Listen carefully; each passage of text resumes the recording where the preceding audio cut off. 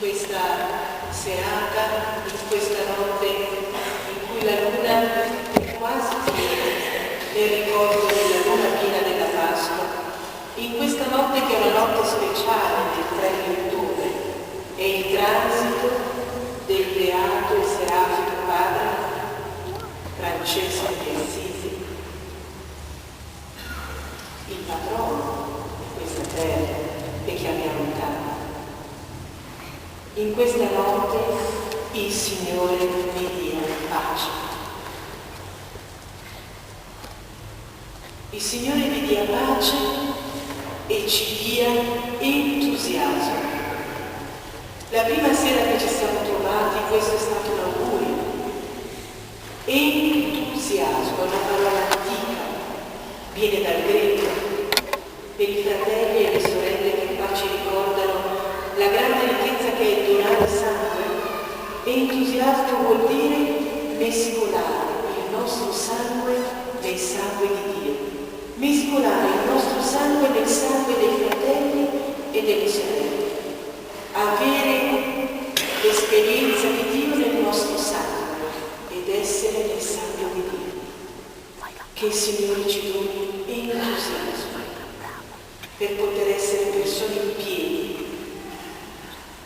ricolme dell'unico annuncio che vale la pena. Il Signore è il solito e la vita ha sempre l'ultima parola. Abbiamo ascoltato il testo del libro del Genesi con un bellissimo annuncio. L'uomo e la donna nascono da un solo. L'umanità si sentiva sola e in nessun animale aveva trovato qualcuno che fosse veramente compagno e compagna. Parola bella la parola compagno, è una parola evangelica, vuol dire chi divide tutto nella vita fino all'ultima briciola di pane. L'umanità guarda e non trova nessuno. Allora il Signore Dio fa scendere un torpore su quest'uomo e quest'uomo dorme. E voi sapete che nella Bibbia tutte le volte che qualcuno dorme e sogna avviene qualcosa di speciale e di fantastico. Giacobbe dormì e incontrò Dio. Giuseppe dorme quando è preoccupato perché Maria è incinta e lui non capisce cosa è successo.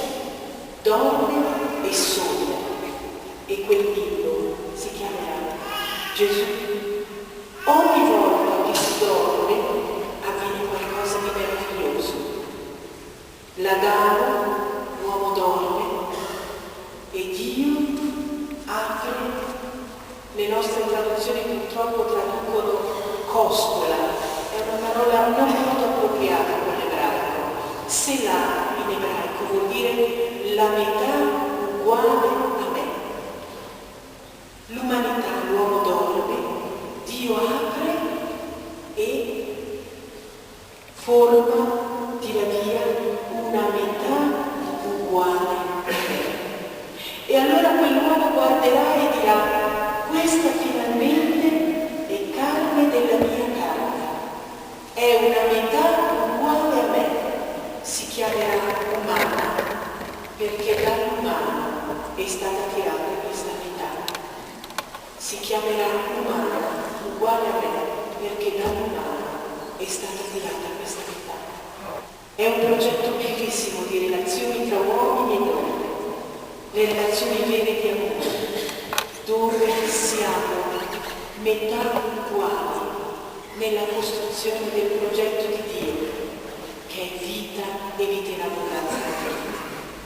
E allora sicuramente qui abbiamo delle metà uguali che ci accompagnano da un mese, da un giorno, da 10 anni, da 50, da 25, oppure la metà uguale a me sta già abitando nel cuore di Dio. E allora diciamo il nome nel nostro cuore e con la nostra voce della persona che il Signore ci ha messo a fianco come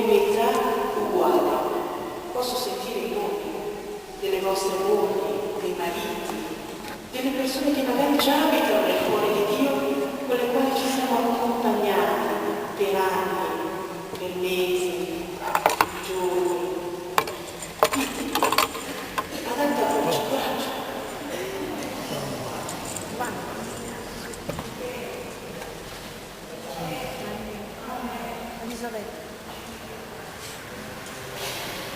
Una metà uguale a me per costruire il regno. E il quarto Vangelo, il Vangelo di Giovanni, che abbiamo ascoltato nel capitolo 13, non ci presenta come gli altri Vangeli il momento della cena nel quale Gesù prende il pane, lo spezza e dice: questo è il mio corpo, ma ci presenta il senso profondo dell'Eucaristia. Precedentemente, nello stesso Vangelo, nel capitolo 6, Gesù dirà: chi mangia la mia carne e beve il mio sangue ha la vita eterna. Nel Vangelo di Giovanni, la parola carne, che viene dall'ebraico, vuol dire tutto se stesso, tutta la realtà. Di solito noi tendiamo a dire la parola carne un po' in maniera negativa, la carne. Tendiamo a capire questa parola un po' come il tessuto che sta intorno all'osso, ma per il mondo giudaico, carne vuol dire tutta l'esistenza umana. Se vi ricordate, nello stesso Vangelo di Giovanni, il Verbo si fece carne. Vuol dire che dunque il Verbo si fece umana esistenza. Fragile, questo Gesù debole, questo Gesù soggetto alla crescita, soggetto alla sofferenza, all'apprendimento, alla malattia, alla morte. Il Verbo si fece carne. L'infinito si fece finito. Tenendo conto del senso che il Vangelo di Giovanni dà alla parola carne, possiamo dire che Eucaristia, l'Eucaristia che celebriamo, è mangiare dell'esistenza di Gesù, fare della sua vita il nostro nutrimento. Quando mangiamo della carne nell'Eucaristia, mangiamo il corpo di Cristo, facciamo nostra l'esistenza di Cristo. Attraverso l'invito a consumare il pane e il vino, Gesù ci invita a fare nostra la sua vita, a fare nostro il suo modo di vivere e di relazionarsi. Fratelli e sorelle, capite dunque che l'Eucaristia è qualcosa di profondamente dentro e che va anche profondamente oltre la celebrazione eucaristica. Faccio mia l'esistenza di Cristo ogni volta che partecipo alla messa, con fede, ma anche faccio mia l'esistenza di Cristo ogni volta che vivo nella persona di Cristo, altra se quella di Cristo. Ogni volta che perdono, ogni volta che accogliamo, ogni volta che non accumuliamo ricchezze, ogni volta che condividiamo, ogni volta che rifiutiamo le ingiustizie, ogni volta che la vita, le scelte, il progetto di Gesù diventano il nostro progetto.